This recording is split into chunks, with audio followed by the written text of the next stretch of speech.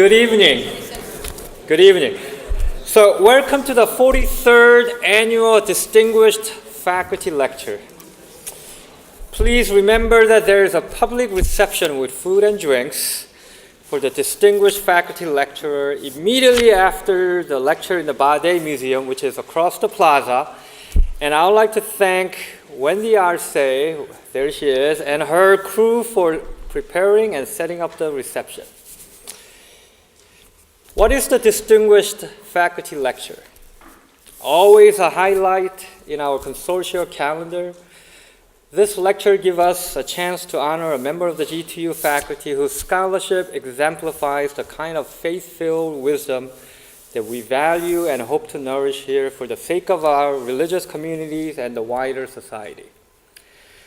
Nominations for the distinguished faculty lecturer come from the faculties of the member schools and the roster faculty of the GTU, who are invited to nominate one person from any GTU school except their own. The Council of Deans then review the nominations and make the final selection. What this means is that the consortial faculty is choosing one person each year whose scholarship they respect enough to set forth as representative of the highest standards of this ecumenical and interreligious community of scholars. Before we introduce this year's distinguished faculty lecturer, I would like to introduce the respondent first. It is indeed with great pleasure that I introduce Dr. Rita Sharma, who's sitting here, the founding director of the Mira Ajay's Shingle Center for Dharma Studies, and associate professor of Dharma Studies at the GTU. She holds a PhD from Claremont Graduate University, and she is a polymath.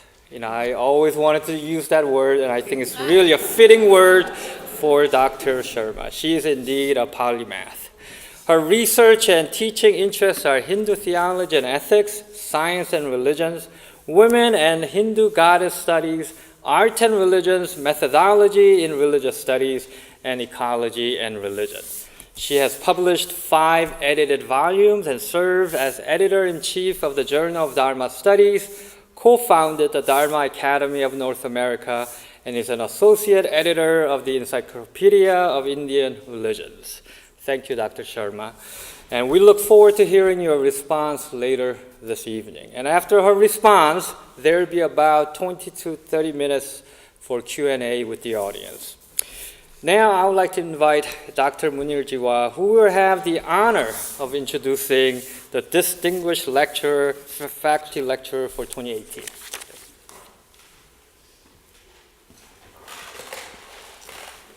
Greetings of peace and welcome everyone. It is indeed an honor and privilege to introduce Professor, Dr. Sister Marianne Farina at this evening's 43rd Annual Distinguished Faculty Lecture. Dr. Farina received her PhD in Theological Ethics from Boston College and an MA in Pastoral Theology from Santa Clara University.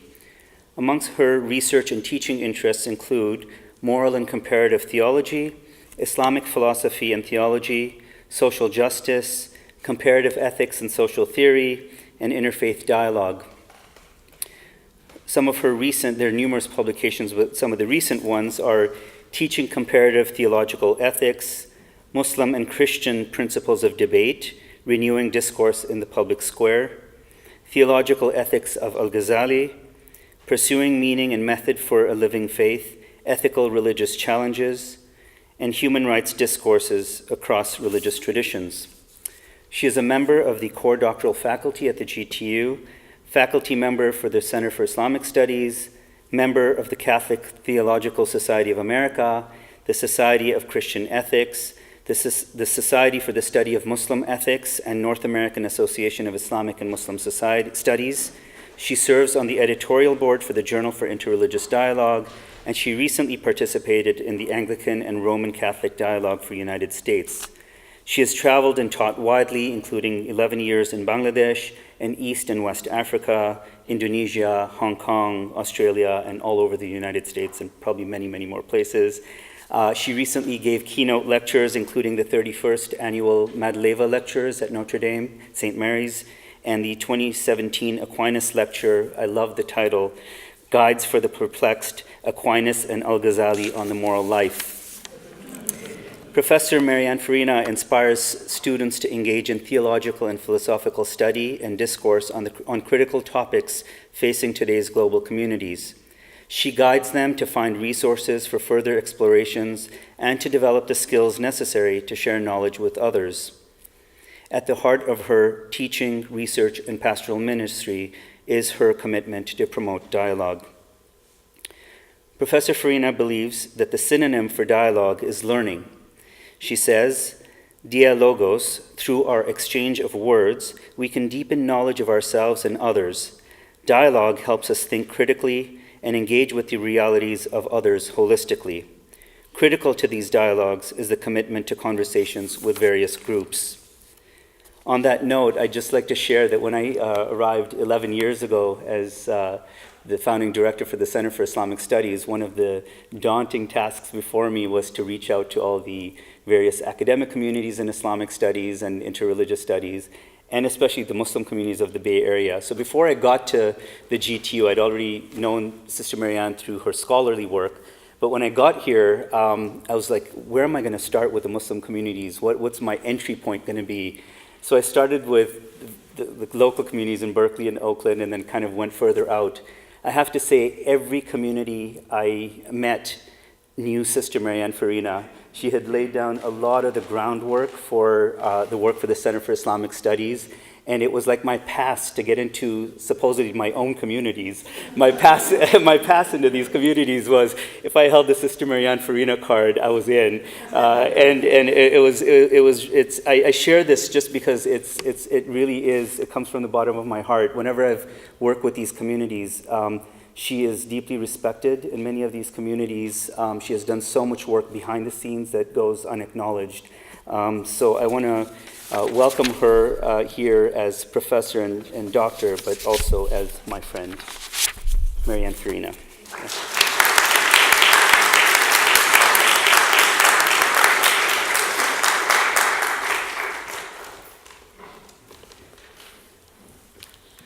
Thank you, everyone. Thank you for coming out tonight to celebrate together. I'm truly humbled by this honor, and I look forward to sharing some of my insights about dialogue with all of you.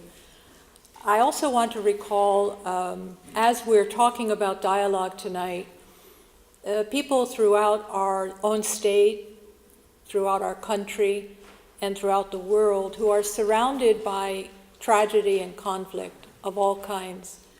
And before I begin to talk about dialogue that should promote intercultural, religious understanding, that we take a moment of silence to recall the victims of tragedy and conflict, whether they're human-made or whether they are natural disasters.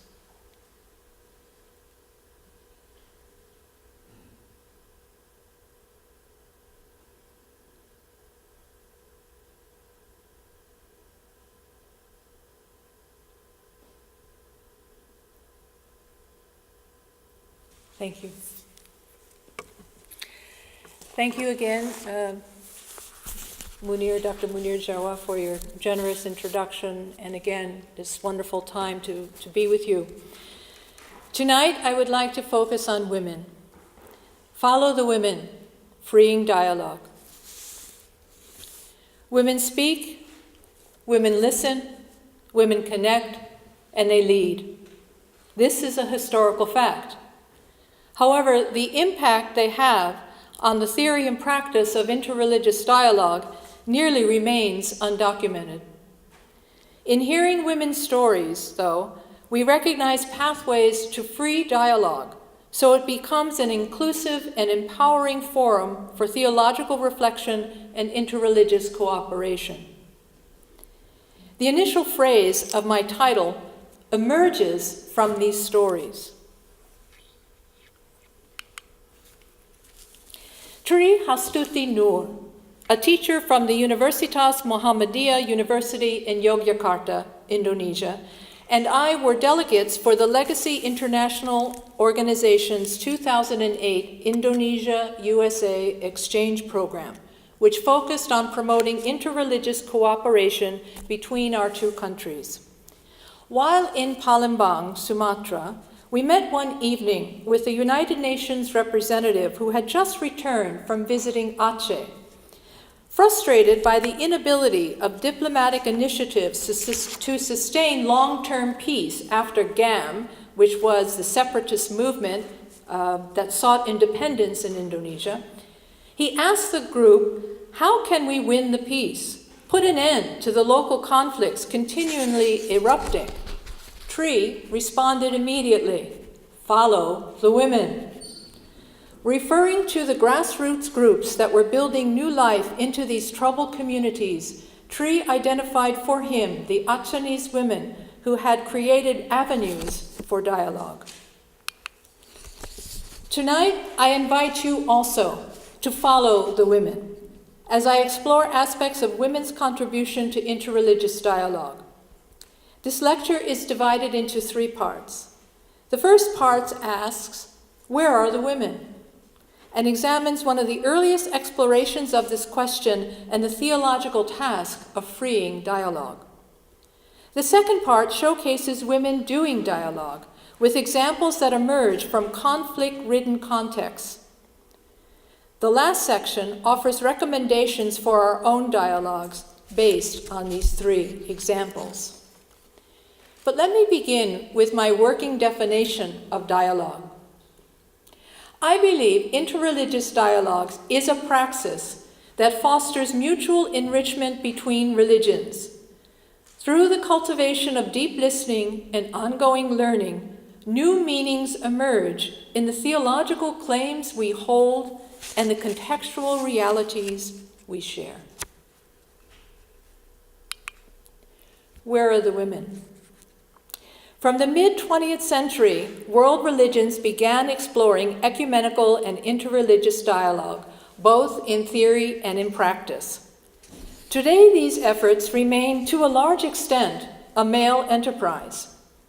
And this exclusion of women's voices negatively impacts the effectiveness of ecumenical and interreligious dialogue. Reflecting on this history, women have continually addressed this failure to include them in these dialogues and to acknowledge their research and writings in this field. I offer here 2 examples of this critique: a conference that took place in Asia and a theological essay describing the challenges between feminism and the dialogue of religions. 30 years ago, the first Asian women's consultation on interfaith dialogue took place in Kuala Lumpur, Malaysia.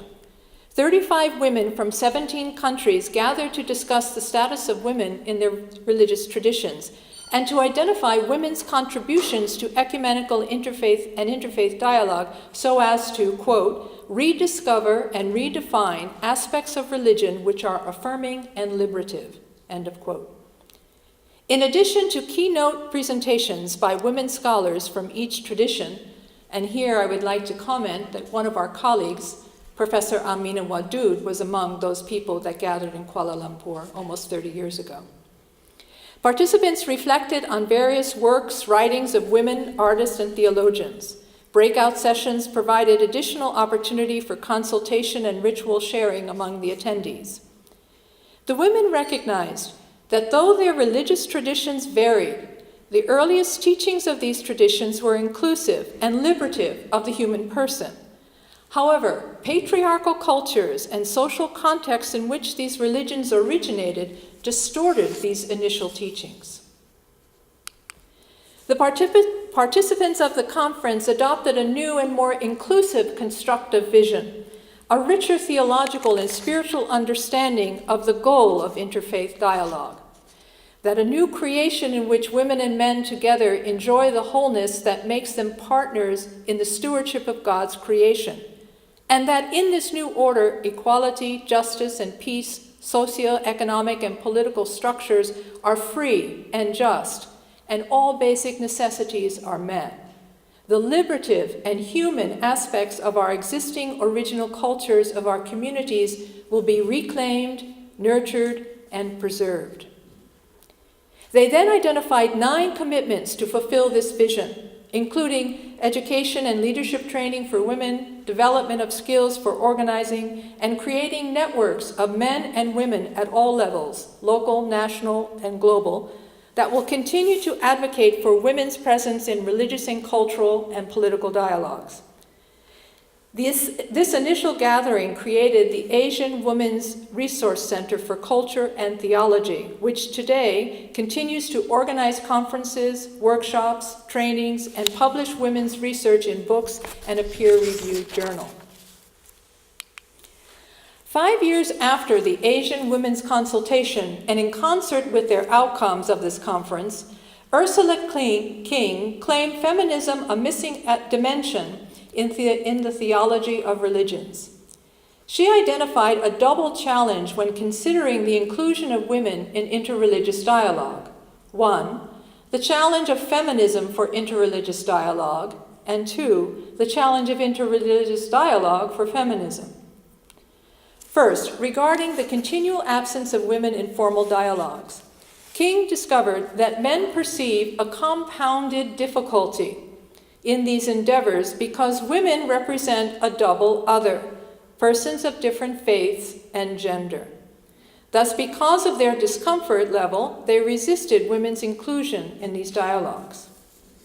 The lack of feminist perspectives in the theology of religion leads to an androcentric interpretation that, quote, dominate the hermeneutics of these discussions, falsely assuming universal application and comprehensive categories in dealing with relationships between different religions, end of quote. Moreover, religious leadership in these endeavors was limited, narrowly understood, as a male clerical leadership. King summarized this stating, women's great invisibility, marginality, and voicelessness in the world religions parallels women's invisibility, marginalization, and voicelessness in interreligious dialogue. Second, King claims that secular feminism has not fully wrestled with religious pluralism, nor, she notes, as does Rita Gross in her essay, that feminist thinkers have not been eager to engage in interreligious dialogue. Some do not see these dialogues as, quote, gender urgent, when considering racial and cultural debates. Yet others see the importance of challenging sexism present in many religious traditions and recognition of women's voices as critical to envisioning and developing a post-patriarchal theology of religions and dialogue. Fully integrating women's perspectives into interreligious dialogue theory and practice requires a project similar to Catherine Mori Laguna's Freeing Theology, the Essentials of Theology in Feminist Perspectives. Just as this project sought to address androcentric bias of religion and theology by doing theology from a feminist reconstruction of Christian theology, so too can we speak of freeing dialogue from an androcentric bias by reconstructing the theology of religions and the dialogue practice from a woman's perspective. Such efforts, I maintain, reveal how dialogue becomes truly liberating and mutually enriching encounter between people of different faiths and cultures. By following the women, we discover that the insights of women scholars and practitioners of dialogue are essential to all forms of dialogue and theological study. It is to this inquiry I turn next.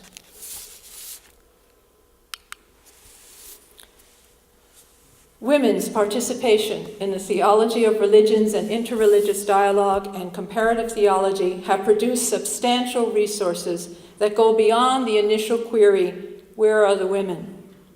And illustrate the importance of feminist perspectives in these areas of dialogue, accompanied by the fields of theology, textual studies, spirituality, sociology, ethics, post-colonial theory, and epistemology. I wish tonight to add to these resources 3 examples of women's theory and practice of dialogue that emerge from conflict-ridden zones. These stories, I believe, are proof that women's voices are indispensable to ecumenical and interreligious dialogue. First, women's religious peace building in Nigeria. In the text, Women, Religion, and Peace Building, Illuminating the Unseen, Susan Hayward and Catherine Marshall edited a volume of case studies examining women's peace-building efforts around the globe. These studies illustrate how women make vital contributions to peace building. Without essentializing feminist approaches to conflict resolution, such as women are natural nurturers or natural protectors or relationship builders, the case studies present multi-faced portraits of women's leadership. The stories highlight women deeply rooted in their faith traditions becoming empowered by interreligious cooperation. Nigeria provides such an example. Deep-seated conflicts exist in many regions of Nigeria, especially between Muslim and Christian communities in Kaduna State. They arise from the perpetuation of local and regional divisions based on ethno-religious identities, battles over limited resources, especially land, and the relationship between and the function of Islamic law and civil law at state and federal levels. The Nigerian Interreligious Council, NAREC, the body formed to address these conflicts, has limited success in bringing about sustained resolution to them. Several factors hinder their effectiveness, such as the organization is government-supported and sponsored. This restricts this organization's ability to critique the government and lacks the authority then to speak truth to power. Second, NAREC doesn't fully represent the leadership in Muslim and Christian communities. Women are very underrepresented in this group. Membership consists of 47 male clerics, imams, bishops, and priests, and 3 female representatives. And third, NAREC's peace-building efforts employ hierarchical approaches due to its clerical membership. Though NAREC provides opportunities for those closest to the conflict to voice their grievances, the deliberative processes remain within NAREC's leadership circle.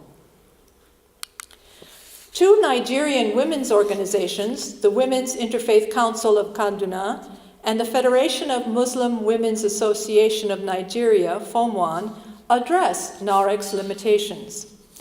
The Women's Interfaith Council of Kaduna provides a forum for ecumenical and interreligious dialogue, which focuses on promoting interreligious understanding, women's leadership, conflict resolution, and gender-inclusive economic development.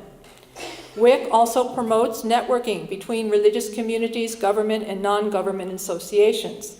It partners with the Women of Opinion Leaders Forum that coordinates reconciliation for women and youth leaders and leaders of cultural groups, and also with Abantu, a gender-focused organization promoting women's leadership training. The Federation of Muslim Women's Association in Nigeria is a faith-based umbrella organization dedicated to promoting the welfare of Muslim women and children throughout Nigeria, primarily through education and health services. It is active in 34 states of Nigeria and operates schools, adult education programs, 4 hospitals, skills centers, dialogue forums, pharmacies, and small businesses. FOMWAN engages in conflict resolution efforts in various contexts, and it has developed programs for the healing and rehabilitation of girls who were abducted by Boko Haram.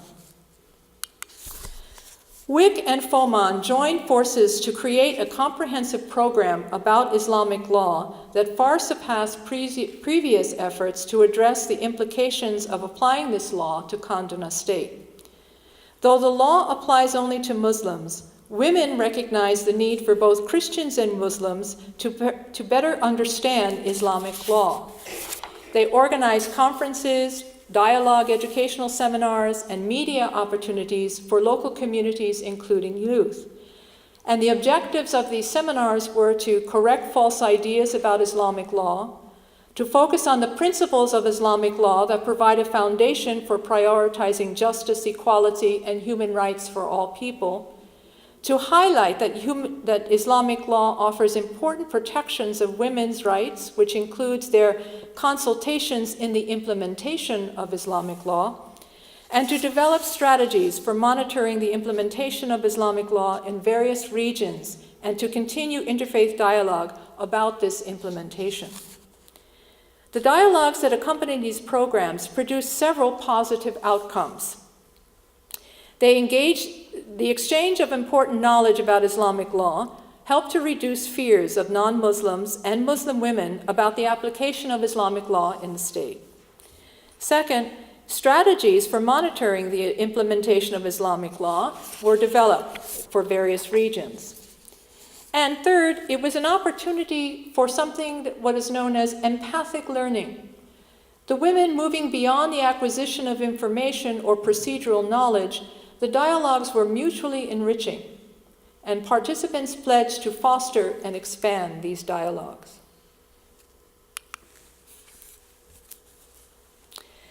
An analysis of some of this work that they've done. In The Impossibility of Interreligious Dialogue, Catherine Corneille claims religions do not possess a natural inclination for interreligious dialogue. In fact, religions must realize within themselves obstacles to and motivations for dialogue, so that dialogue becomes an internal necessity rather than an external obligation. Corneille describes certain conditions such as humility, commitment, interconnection, empathy, hospitality, that if met, create the possibility for dialogue capable of discovering distinctive truth in another's religion. Such dialogues become an internal, to the tradition, necessity rather than an external obligation. Using Corneille's thesis as a critical lens with which to analyze the Nigerian women's dialogues brings into sharper focus the quality of these exchanges. Though the dialogues had clear goals for achieving better understanding between religious communities, the motivations for these engagements and the commitments to continue the dialogues drew from the teachings of each tradition concerning what it means to be community. Intrinsic motivations for these programs came from the African traditional Christian and Islamic teachings. Community life is essential to common growth and holiness, which is integral to human flourishing. In Islam, community life fosters supportive relations between Muslims and all groups. As it is stated in the Quran, though differences exist between communities, God calls each person to, quote, come to know one another, and, quote, to discover a common word. And learning about God and knowing others is critical. Ubuntu is a word from African traditions expressing the depth of interconnectedness. It describes an actual metaphysical link between people. I am because we are, and since we are, therefore I am.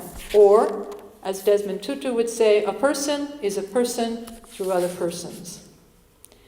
In Africa, people might say persons have Ubuntu, because from an interior ontological conviction, they seek ways to benefit the community. Christian theologians in Africa have reflected on the meaning of Ubuntu and maintain that it conveys the belief that all persons possess human dignity because they are made in God's image. It is this conviction that becomes a basis for forgiveness, reconciliation, and peaceful communal existence. As Priscilla Mutanga Lulavo stated, Africans consider fellowship and sisterhood serious business. And she shows in her book that discovering the spirit of Ubuntu leadership, compassion, community, and respect, this deep sense of interconnection is the basis for mutual learning and empowerment. Acknowledging this depth of understanding about and commitment to community, the women sought ways to foster the life they share together. And as Asma Afsaruddin has observed, dialogue is ultimately about dissolution of epistemological and cognitive boundaries that separate us from one another and thus ultimately with God. It was this goal that moved the women into dialogue and gave shape to ongoing interreligious learning. My second example. India. Indian women in solidarity. Baitain Aman Ki. Things of peace, or as we would say in Bangla, keeping things equal. Even. In India last year, 111 people were killed and at least 2,300 injured in various sectarian violence, the highest figure in India for 3 years. Women have taken various actions to protest the rise of sectarian intolerance and violence. This past September, the women's protest took the form of a nationwide campaign to promote constitutional freedoms and protections. 100 women of different faiths began a journey, that is the yatras, entitled Baitain Aman Ki, or Talks of Peace, on September 20th, and it ended in Delhi on October 10th, 2018. 5 caravans comprising 20 to 25 women and taking 5 different routes across the country passed through hundreds of towns, cities, and villages with the messages of peace and unity. As they journeyed, they formed local coordination committees to help with the organization of events, talks, public meetings, dialogues, and performances. These events stress the importance of democratic values, especially tolerance for all people, regardless of their gender, religion, ethnicity, or caste. In these venues, various types of dialogues occurred. They emphasize that democracy requires different types of civil discourse: political, cultural, social, and religious. This insight is not new for those engaged in interreligious dialogue. The research and practice describes many types of dialogue. 4 fundamental dialogues: human experience, spirituality, theology, and social justice action. However, as the Indian women have shown, these circles of conversation need to expand, so to include cultural and political dialogues, and that these dialogue circles need to intersect. The outcomes of the events were that personal donations nationally and locally from ordinary people funded the campaign, and it made it truly a people's movement for a people's government, a democracy. Responses from these communities were enthusiastic, with over 500 local groups pledging to continue the network and dialogue. And the journey, a powerful symbol, both intrinsic to Hindu, Christian, and Muslim Islamic traditions. A journey represents a conversion experience or a search for enlightenment that results in greater self-understanding or spiritual growth. The campaign also points to the fact that interreligious dialogue is a type of journey. We journey from one tradition to another and back to our own with new insight. We journey from limited knowledge and freedom to deeper understanding and greater religious and civic freedom. And we journey within and across, intersecting inter-cultural, faith, political dialogues. The vision, plan, and execution of the women's campaign frees dialogue. Social, cultural, religious motivations, values, and goals coalesce to form a vital force with which to refound democracy in India. This woman's journey provides an inspiring example of what we mean when we say liberative and transformative dialogue. My third example, the Compassionate Listening Project. The Compassionate Listening Project is a training program that teaches conflict resolution skills and critical competencies for interreligious dialogue. Founded in 1997 by Leah Green and the late Jean Knudsen Hoffman, the training emerged from Buddhist teachings and the experiences of the Israeli and Palestinian reconciliation leaders in the Middle East. Leah Green has been doing this work of reconciliation in the Middle East for over 40 years. Through the project, nearly 700 American citizens and 32 delegations have journeyed to Israel and Palestine to listen to grievances, hopes, and dreams of religious, political, and community leaders, settlers, refugees, peace activists, citizens, soldiers, and extremists from all sides. As journeys continued in the Middle East, the project began receiving local and national publicity, and communities around the globe have requested compassionate listening training. Compassionate listening training describes its process as a personal practice to cultivate inner strength and self-awareness, a skill set to enhance interpersonal relations and navigate challenging conversations, a process to bring individuals or groups together to bridge their differences and transform conflict, and a healing gift, to be fully present to a person who feels marginalized. At the center of this training, participants become aware of their own vulnerability and their need for healing in the process. As Buddhist monk Pema Chodron says, compassion is not a relationship between the healer and the wounded, it's a relationship between equals. Only when we know our own darkness well can we be present with the darkness of another.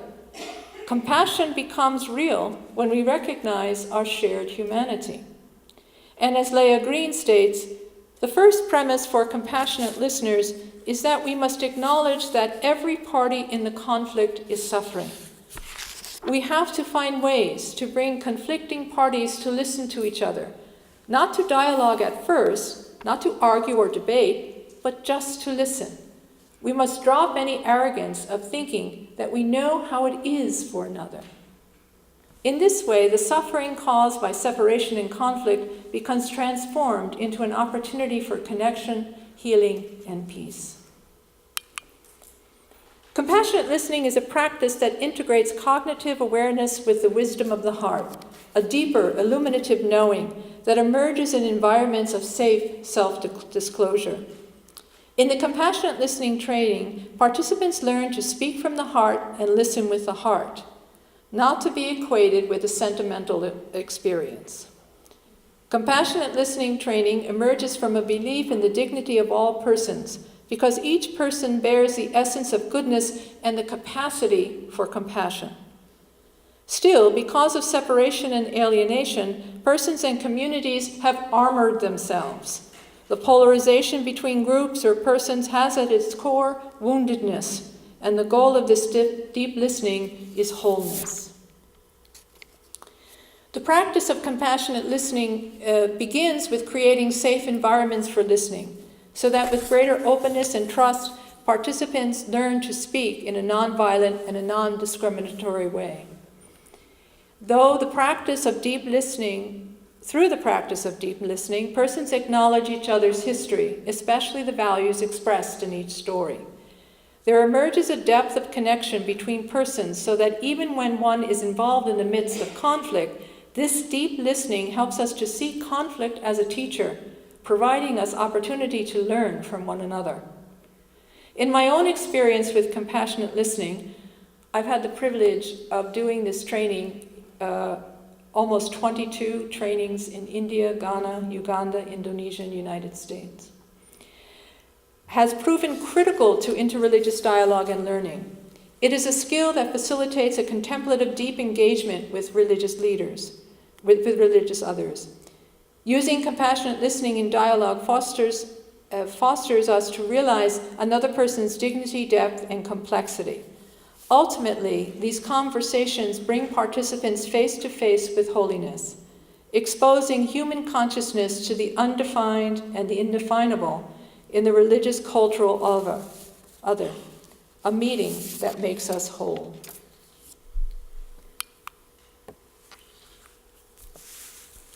From these three examples, I would like to draw some lessons. Many lessons can be drawn, but I'm just going to bring forward a few. In the accounts cited above, we see specific examples of how these dialogues, movements, and trainings sought to create liberating and transformative interreligious engagements. The women formed dynamic alliances to foster interreligious learning and collaborative action, capable of broadening their spiritual and socio-political horizons. They developed key competencies that enabled them to strive for justice, reconciliation, and mutual empowerment even in the midst of protracted conflicts. Moreover, each of these endeavors evinced a type of teleology. Interreligious understanding was not just a means to a certain outcome, but commensurate with the very goals themselves. From the Nigerian women, we learn the importance of the fusion between interior motivations for interreligious dialogue and desired outcomes, the external factors. Cognizance of both dimensions creates a type of internal dialogue within each person and religious community. At the center of these encounters is learning. Mara Brecht has observed in Virtues in Dialogue, Belief, Religious Diversity, and Women's Interreligious Encounter that dialogues are virtuous, dogastic, belief-forming practices that help to form epistemic communities. In such communities, as in the case of the Nigerian women, learning broadens and strengthens horizons for thinking about one's spiritual life and practice. So with the example of women in India, we realize that dialogue is truly dialogues, plural, with no single center or central conversation, and that all different perspectives need to be hosted in these dialogues. The effectiveness of any single dialogue requires partnering with other conversations. Again, studies in the theology of religions have identified 4 clear types of dialogue, but we have yet to look at the intersections within these forms, the depth, the overlapping, and the complexities within each of these types. Such considerations would produce new types of dialogue and opportunities for dialogues to intersect. The compassionate listening training connects to the lessons we glean from Nigeria and India in that it highlights the importance of nonviolent communication. Compassionate listening requires attentiveness to the deep under-the-surface wells of values that persons and communities possess. Vital for reconciliation and healing in conflict zones, this training also aligns with recent strategy concerning human rights education. UNESCO publications, more recently, have stressed both the development of intercultural competencies and global citizenship as essential to promoting and protecting human rights. UNESCO states that the readiness to exchange at the value level, quote, goes far beyond mere negotiations and must promote open and respectful exchange of views between individuals and groups with different ethnic, cultural, religious, and linguistic backgrounds and heritages, end of quote. Compassionate listening training would provide an opportunity, an important resource for the success of these exchanges.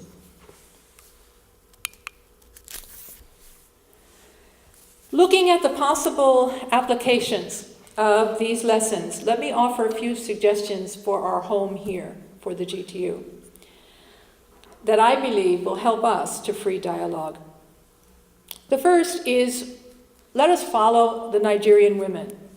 Let us follow them in the spirit of introspection. As the Nigerian women have shown, we can improve our interreligious dialogues by paying close attention to the internal reasons individuals and communities possess when they remain engaged in these encounters. Situations change, motivations shift. Therefore, we constantly need to evaluate our reasons for interreligious dialogue and collaboration. Our evaluations can identify new conditions and reasons for dialogue. Likewise, such reflections would surface an awareness concerning power differences between groups and communities within them. Through re-examination, relationships we assumed were fair and reciprocal exchanges may in fact perpetuate hegemonies. Moreover, how do such power relationships operate in the construction of knowledge? If our desire is to free dialogue from asymmetrical power models like those of patriarchy, then we must be attentive to unequal power differentials and dominative tendencies even in our dialogues. Judith Berling, in her book, Understanding Other Religious Worlds, A Guide for Interreligious Education, notes that imperialist tendencies exist in our interreligious exchanges, and that we should ask ourselves, quote, have we treated the religious other as a less mature version of ourselves? Have we set the categories for the ways to interpret another's tradition? End of quote. As a type of transformational analysis, we may ask the questions about the models of dialogue and the nature of our GTU union. For example, what are the reasons for participation in this union? What are the current power dynamics operating in our union? How do we see our presence in this union and interreligious dialogue as constitutive to doing theology and ministry practice? The answers may very well free us, shake us up, to consider our present conditions and renew our energy to reimagine future directions. Second, following the women in India, we may learn to expand intersecting circles of dialogue.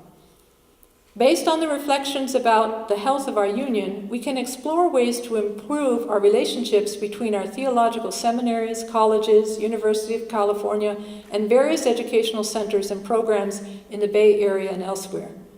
Recalling that the quality of any one dialogue depends on expanding dialogues, we could explore ways the GTU can enter into social and civic conversations. Certainly, our centers have promoted this type of engagement, broadening the conversation between the GTU and other constituencies. For example, the Center for Dhamma Studies' sustainability approach. At the last conference, there were 55 consultations. Certainly, this is an approach that we can use. However, even though the centers provide important forums for theological research and dissemination, we have not placed enough emphasis on connecting the work of these centers directly with our own teaching, especially syllabi and research. Additionally, a list of faculty experts for various topics exists on the GTU website, a type of distribution solution. But conversations about the nature and structure of our interconnections could offer us pathways to engage more directly with social and political dialogues beyond the GTU, and moreover, to view these conversations as critical to our theological study. Following those who offer compassionate listening, application of compassionate listening to our GTU experience is fundamental. Dialogue requires developing certain competencies like deep listening. As my colleague Barbara Green has claimed, compassion is a muscle, not a secretion. Thank you, Barbara. That's such a great insight. And as such, its exercise fosters greater interreligious understanding between individuals and communities. Compassionate listening could enhance our interreligious learning on campus. Just as we have seminars for research and writing, I believe we need seminars for compassionate listening. Every story, every text written by a person who has a story has depth of meaning, and we need to discover this, whether we are engaged in dialogue, classroom discussions, research, or writing. In this way, compassionate listening empowers us to address the polarization we might experience in the classroom and create safer environments for listening and speaking. Tonight I have profiled women speaking, listening, writing, engaging, and leading.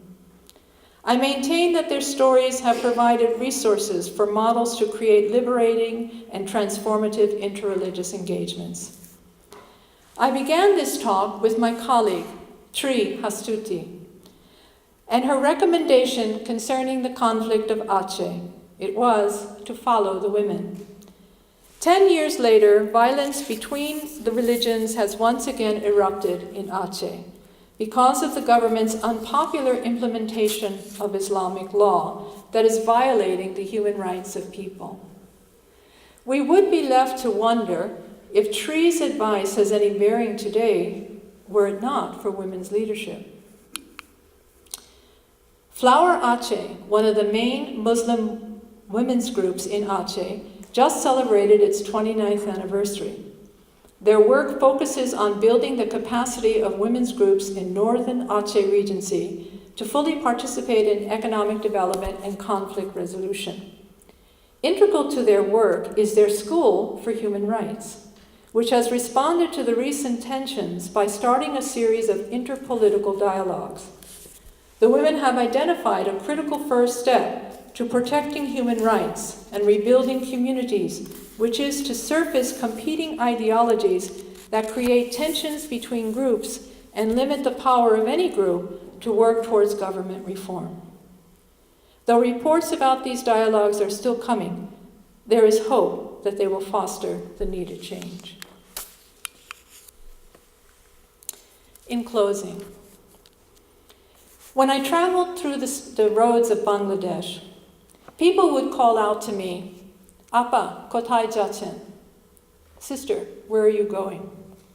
Now the question was a friendly greeting. It meant like we would say, "Hi, how are you?" on the street. And I would usually say, "Ami ektu egiye jatsi." I'm going a little further ahead.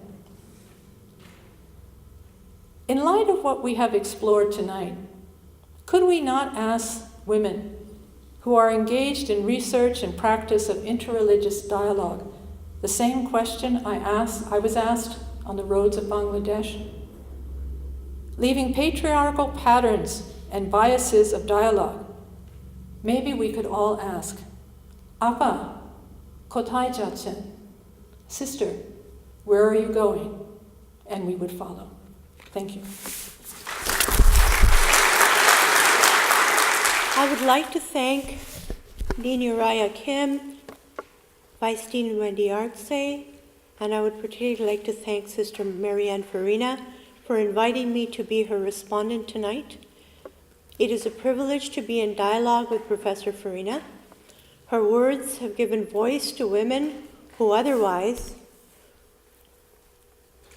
would remain unheard, and has allowed their work to distinguish the unique gifts of women that women bring to vocations of solidarity, sisterhood, sweeping transformation. And my response emerges from many years of interreligious dialogue, collaboration grounded in academic, faith-based, and global women's interreligious forums. Dr. Farina's lecture has shown us that women are not just women, but creative agents with innovative approaches to communitarian and societal healing. The women whose work has been highlighted tonight have intersectional identities.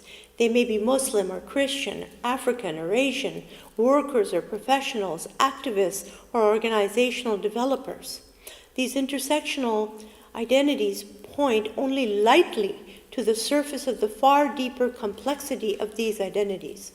Sister Marianne notes that Catherine Cornell, in her book The Impossibility of Interreligious Dialogue, describes certain conditions, humility, commitment, interconnection, empathy, hospitality, that if met, create the possibility of an interreligious dialogue capable of discovering distinctive truth in another's religion.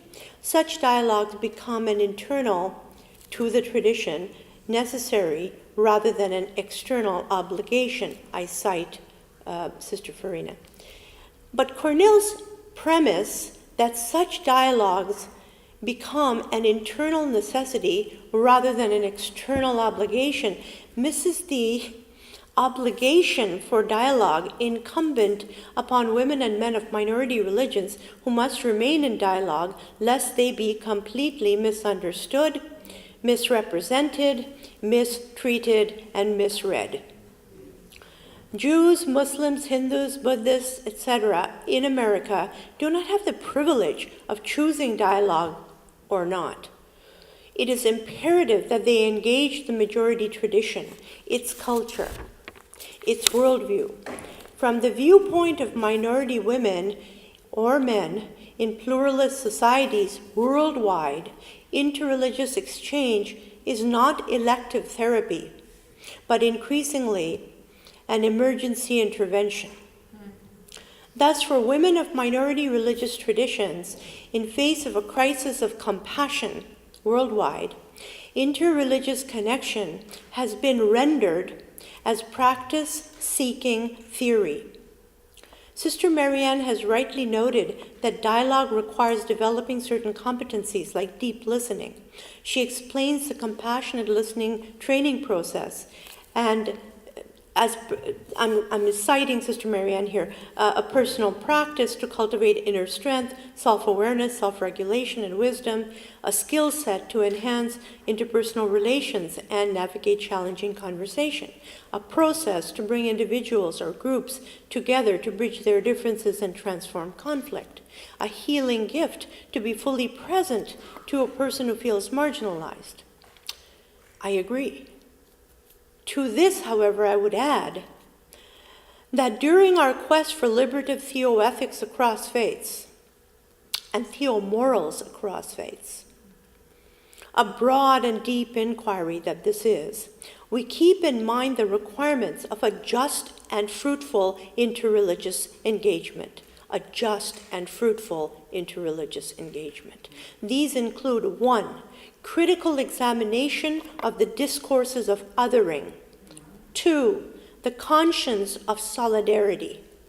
3, the need for women of minority faiths to drink deeply of their canonical, authoritative, normative traditions before critiquing and transforming the same. Number 4, the importance of allowing non-Western cultures and traditions to seek solutions to injustice from within their own resources. 5, the acknowledgement of the possibility of a woman's absolute fidelity to faith and, at once, a complete commitment to critical stances towards scripture and practice. And 6, the importance of reciprocal illumination between us without mutual appropriation. Sister Marianne has mentioned the work of the centers in relation to interreligious discourse and practice. She notes, however, even though the centers provide important forums for theological research and dissemination, we have not placed enough emphasis on connecting the work of these centers directly with our own teaching, especially syllabi and research.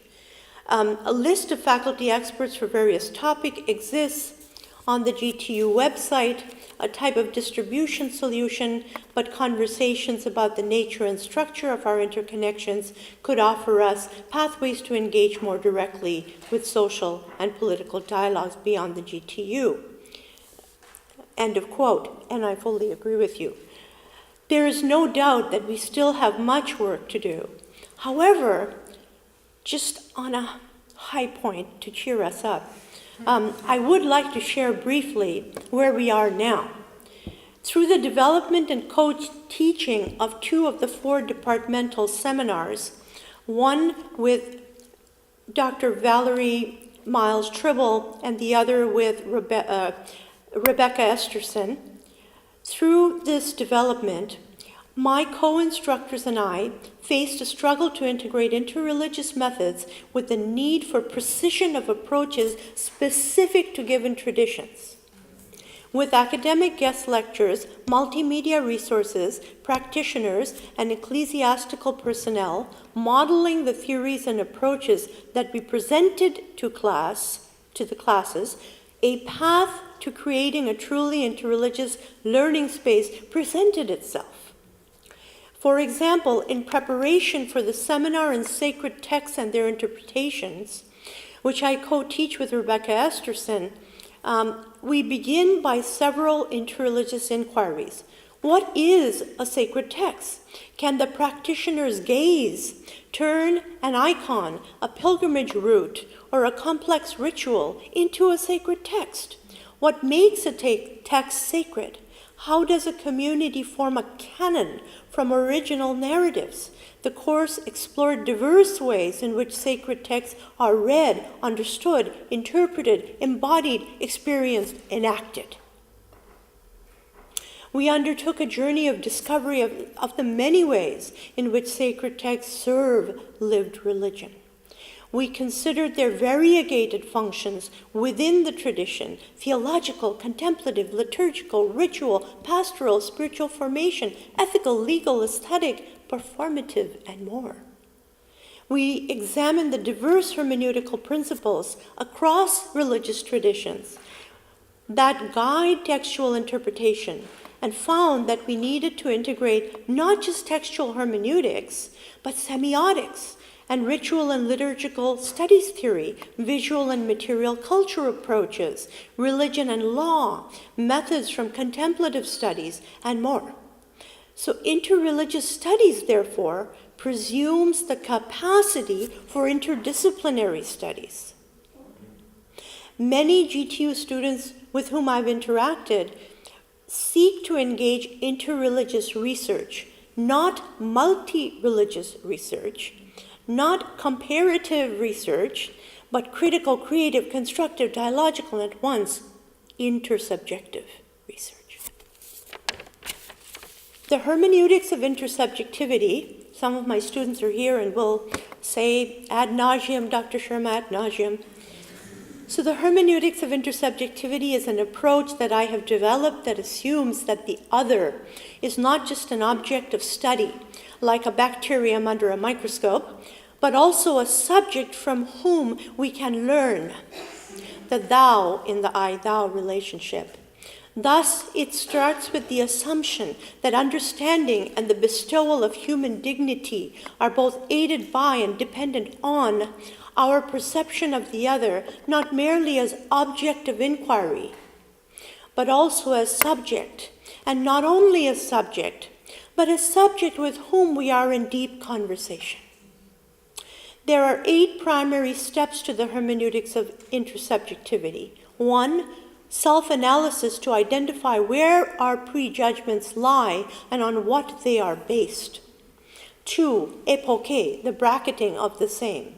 3, entering the construction of the other to understand what has been composed and why. 4, eschewal of strategic deployment of the hermeneutics of suspicion to indict the construction not yet even understood. 5, immersive encounter with alternate means of experiencing sacred text and sacramental context. 6, seek the key to open the door to the reflective, contemplative, embodied, performative experience of the other's traditions of both thought and practice. 7, risking not only transformation, but annihilation of prior cognitive paradigms. 8, interrogation not of the other, but of the experience of myself in relation to the other's Lebenswelt, life world.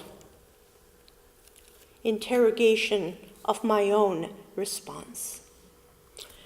Intersubjective, interreligious encounters allow us to seek the luminous space of mutuality between the cry of the oppressed minority religions seeking to find their theological voices and the struggle of tradition seeking to break free of patriarchal pasts and surge towards freedom founded on its highest principles.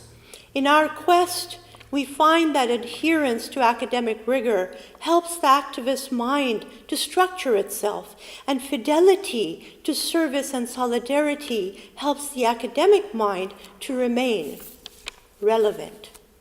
My positions and pedagogy are indebted to the new lenses I received upon the study of the Christian and Jewish liberative and constructive and systematic thought and practice during my years in graduate school.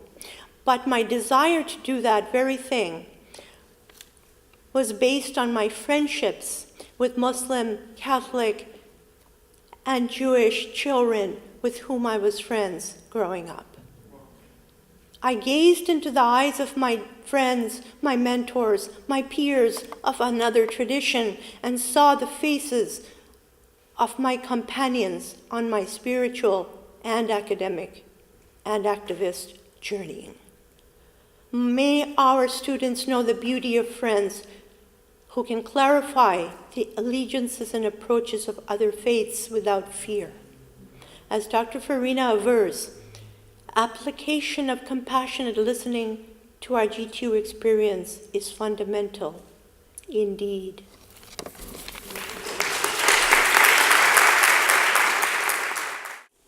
What we're going to do now is we're going to have some question and answer opportunity for you to ask any questions of me or Dr. Sharma. And again, the whole evening is about dialogue. So the back and forth, let's have a dialogue. And we'll do this for a little bit. But then I think we'll have the more substantive, substantial dialogues over something to eat and drink over at the Berkeley Museum. So we're going to have a limited time here, but then hopefully have more conversations over at the museum.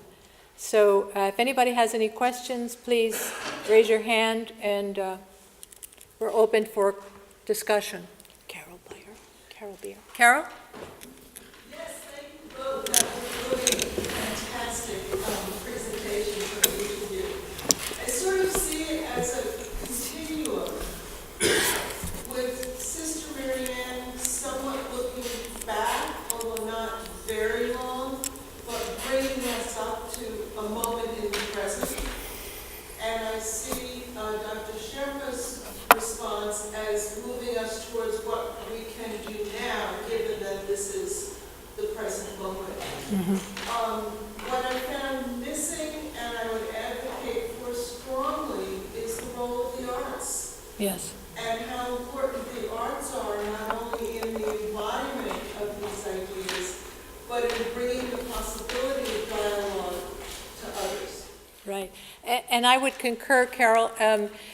There was a hope that we could show you a little clip of the journeys in India, but technology didn't allow us to do it. But you would see that the arts were very much a part of those conversations, that some of the most substantial dialogues that were happening over drama performances and doing art together. So yes, absolutely. Rochelle, are you here? Okay. So Rochelle is one of our new PhD students in comparative theology, and she has been working with Carol and with the Center for Islamic Studies and Center for Dharma Studies to create an exhibition and a small symposium on the use of geometric forms in Hindu and Islamic art, and connecting them through, various conceptual traditions. And the CDS just convened a closed symposium on Saturday, where I think 2 or 3 of our students presented papers that involved aesthetic theory and the arts. So yes, extremely important. Thank you for bringing it up. And you had a question. Yes. Yes, my name is Farina, which is kind of interesting since that's similar to your name. Thank you very much for your work you do. I want to appreciate that, and it makes me proud to be a student here at PSR, and hopefully maybe a student in a PhD program somewhere at some point. I wanted to ask you, I'm very much interested in the workings of the people of particularly southwestern Nigeria. Mm-hmm. And I noticed that you were spending a lot of time there, but I didn't hear any mention at all of traditional religions. I know sometimes that's code, you say culture, and that's code for traditional religions as though they were somehow not quite a religion, but custom. Right. And that, for me, is so deeply embedded in the lives of people across Yoruba land, Right. which transcends Right. Nigeria, Exactly. Togo, and Ghana, that even when they express their formal religion as Christianity for whatever their reasons are for doing that, or Islam, they still hold Yes. very dearly the philosophical, the technical, the medicinal properties of Ifa. And along with what the respondent said, for us to take some of those notions and attribute them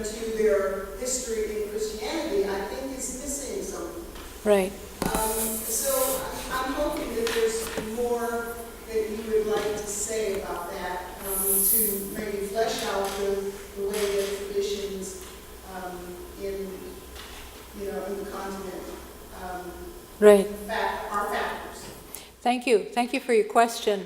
You're absolutely right, and I believe there's a whole discourse that we could do. I raised the point that I think what motivated Muslim women to say, look, we know the Islamic law only applies to us, but somehow it's going to have an effect on people other than us, other than Muslims, because we're a part of a whole community. And that insight, I believe, came from a deeper notion of what it means to be a community from those African tradition religions. And I think it would be worth a whole study to say, okay, Islam has a concept of the ummah, of the community, and it's based on this idea that though there are differences, we are getting to know one another. And Christianity has the idea of diversity, but we're all united because we're all made in God's image. But how much of that interpretation in Nigeria is not also coming from the Ubuntu or the Yoruba people's own concept of community? So I think that is also a rich layer that has informed both their Islamic understanding of what it means to be community and the Christian understanding of what it means to be community. And I was referring to the effect of wiping that out by ignoring it. Making it disappear through the overuse of English, for example, to cover the meanings that are deeper. And once they're buried, it's hard to lift them up. And they become weak. Right. Well, a point is well taken, but I guess I'm again saying that these traditions are in Nigeria, and yes, they do have an impact on how people understand themselves, their self-understanding as a people. And I don't believe, really, because when you look at the Women's Interfaith Council, that council is made up of people who are still practicing the African tribal religions. That's part of the constituency of that council. So they're still recognized in terms of their representation within that Kanduna state.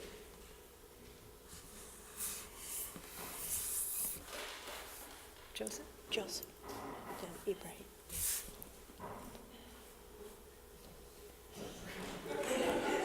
Joseph. Sister Marianne and Dr. Shermer, thank you very much. Sister, you very briefly mentioned in your lecture government. And I was curious about how in each of the countries and in each of these groups, how government was responding to them.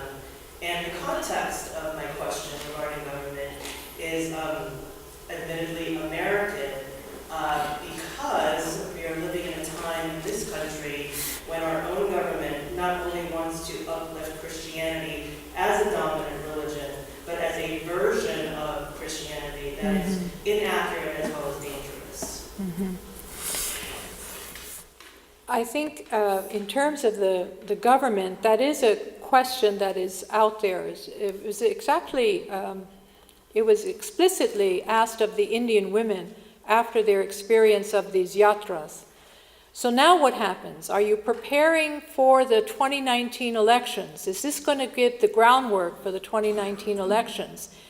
And the women responded, we are trying to establish as many networks so that we have these local conversations that could raise up the issues of the violations of freedom of expression that are within the countries themselves.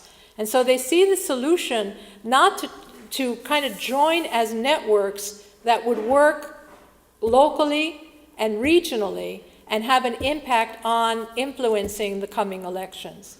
So I think the idea is that it is these small groups, even when you go back to Aceh now, these small groups, these interreligious groups who are trying to engage on the local level, on the grassroots level, a voice, giving voice for the abuses, for the difficulties, for the conflicts, and then finding support for perhaps seeking to challenge the government.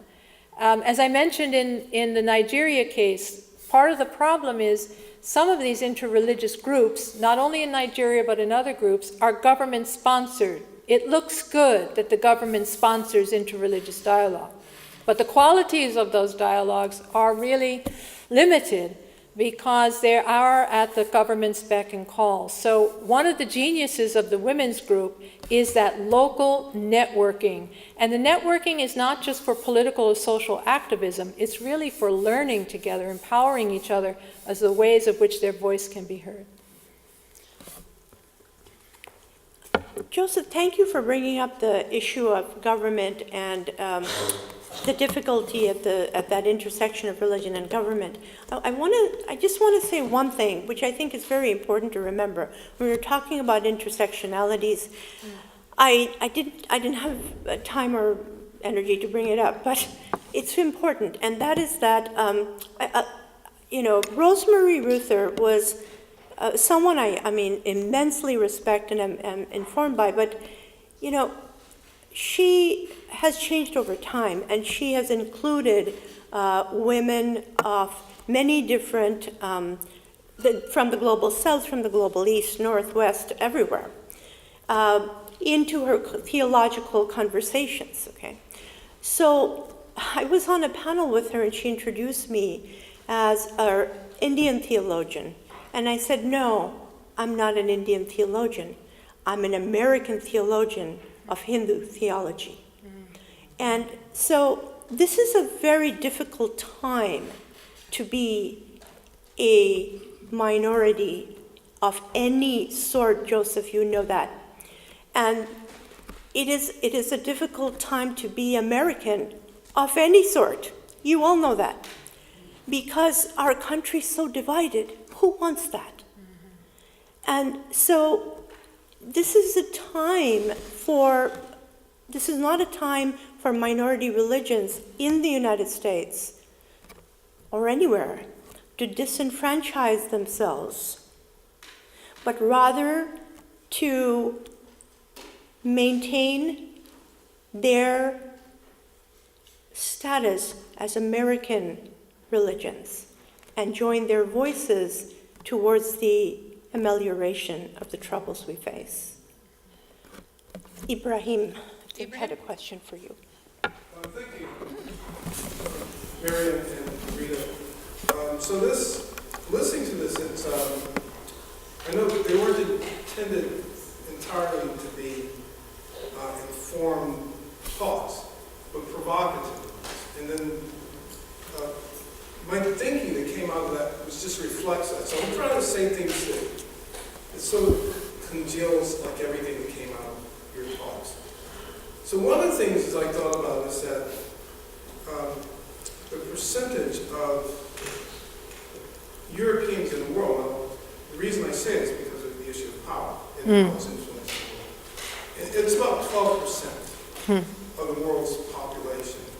But it has affected the dialogues of virtually everything in the world, including the discussions women have in front of us with other women who are not. Right. And I was wondering about that, and also the extent to which things within this negotiated relationship between women of the West and men of the West shapes women of the West dialogues with women who are outside the West. And included in that is harm that women have suffered by negotiating with men in the West. So that was one of the questions.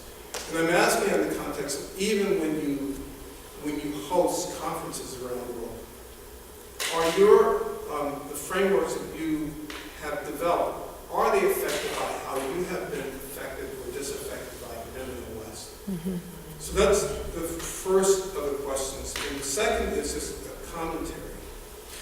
So I believe with every peoples, there are times when they will assume power and then lose it. And they tend to lose it because of internal issues that are negative. So societies fall apart. I think it also applies to gender roles. So what I see now is that the rise of even the liberation of humanity can come from women if they are heard. But the manner in which they are heard has to be nuanced. We can't see things like the sister there talked about women from a specific place in Nigeria, Right. or the manner in which Rita redefines herself as in what she is.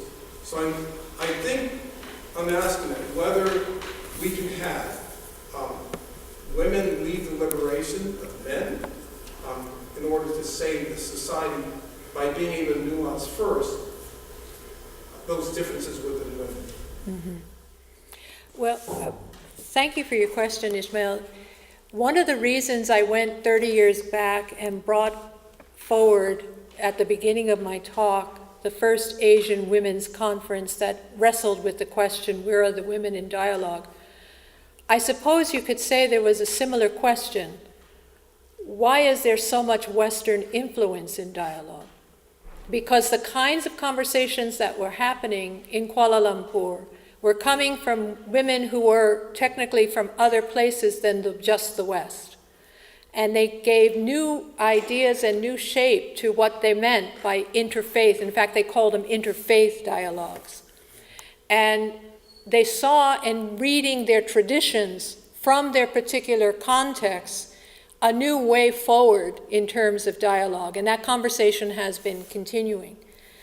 The other point that I made in the talk that I gleaned from the Nigerian women is this very important piece of introspection that we need to do, whether we're in the West or in the East, whether we're men or we're women.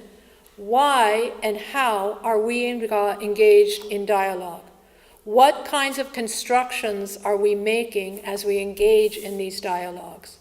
And that is a very important piece that Dr. Shermer was bringing out in terms of some of the challenges that we have before us. I was so very much appreciative of Dr. Shermer's response. She reminded me again of what I had said about the people in Bangladesh calling out to me. She took my talk and she went a little further. So beautiful. Thank you, Appa. But I think that's the important thing, that we do have to ask the question. We do have to have that kind of introspection about our dialogue, stepping back. And as I said, if we don't do that, things that we thought were fair, evenly minded, coming from nowhere, happen to be emerging from our own hegemonies in terms of the way we construct knowledge and the way that we behave with one another in these encounters.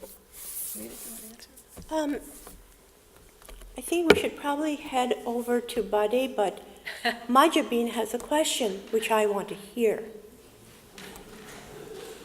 Thank you both for sharing your knowledge and your experience.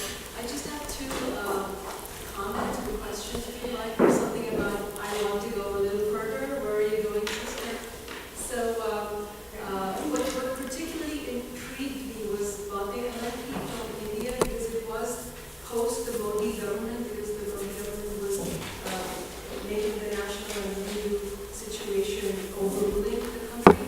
So it had that political context. For me, that movement helped me connect to two things. One that I learned in both classes to Marianne, where most of the ecumenical and interreligious discussion or dialogue happens up there, away from what is down there. And that movement, led by those women in those bands, actually brought interreligious dialogue to the grassroots level. That's right. So I found that very intriguing about it.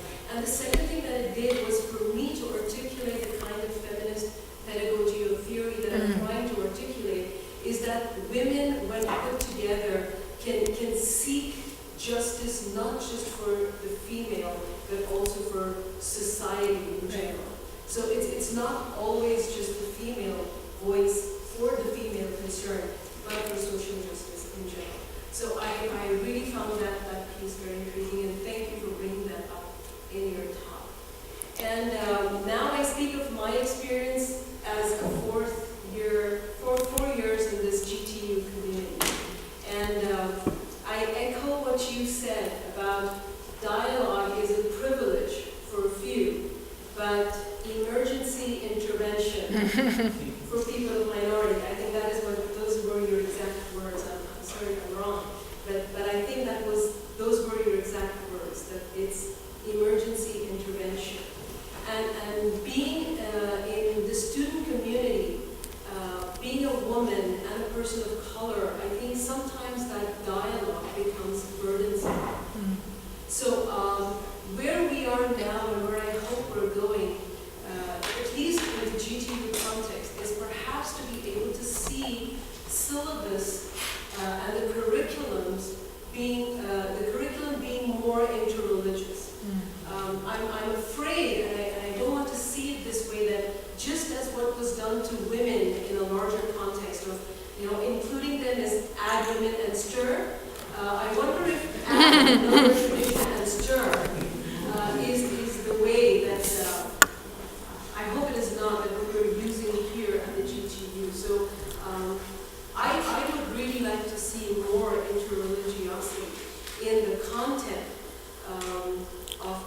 curricula at the GTU. And perhaps these could be where we follow the women and their examples and your 8 levels of intersubjectivity into more courses than just the single text. Thank you. We will now head to the Body Gallery across the Body Museum across the quad. Right. And we'll continue the dialogue.